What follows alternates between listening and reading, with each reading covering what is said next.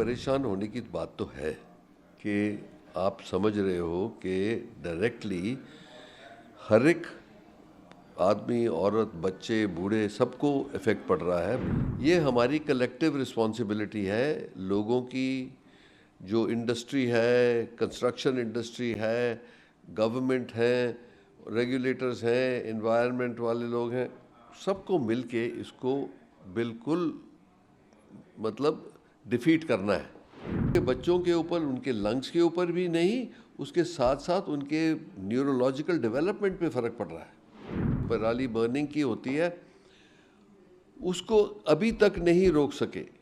ये तो बहुत ही मुश्किल बात है समझना।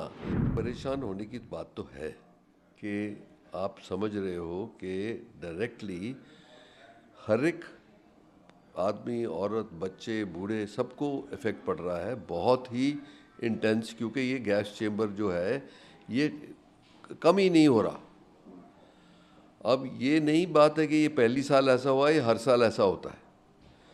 और ये मुझे सोचने की बात है कि हमें पता है आने वाला टाइम है, पर हम उसके लिए कुछ करते नहीं हैं।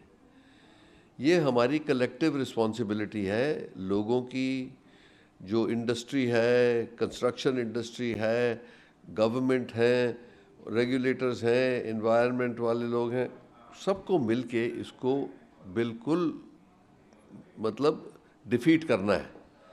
क्योंकि अगर जो हम नहीं करते तो आप ये देखो कि आज आप देखोगे हॉस्पिटल में क्या हाल है। ओपीडीज जो लंग्स का जिनको पहले प्रॉब्लम था वो तो बहुत ही सीवियर प्रॉब्लम में आ गए हैं।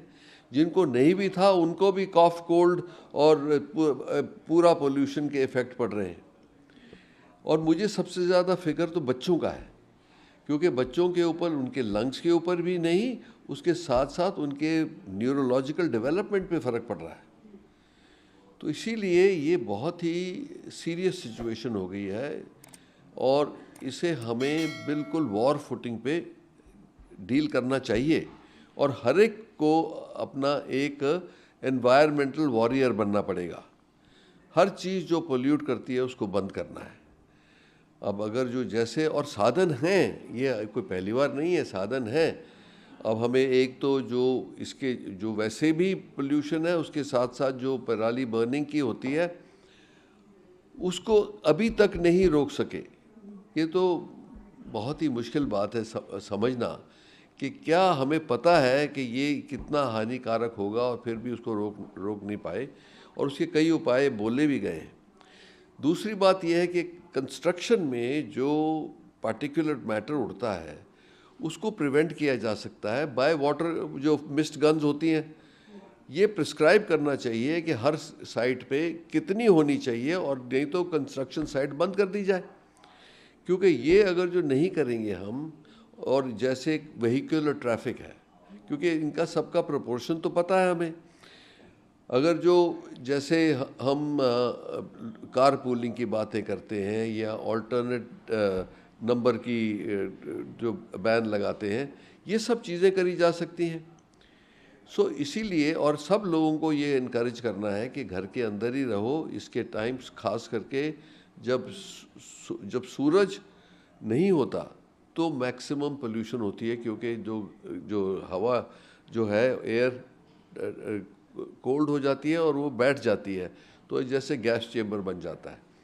तो इसीलिए जब सूरज निकलेगा, फुल ब्लास्ट सनशाइन होगी, उस टाइम गर्म हवा होने से वो उठ जाती है, तो थोड़ा सा राहत मिलती है।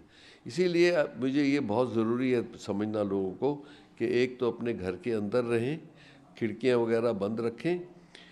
अगर जो वो उनके पास एक्सेस है एयर प्योरीफायर का तो ज़रूर इस्तेमाल करें।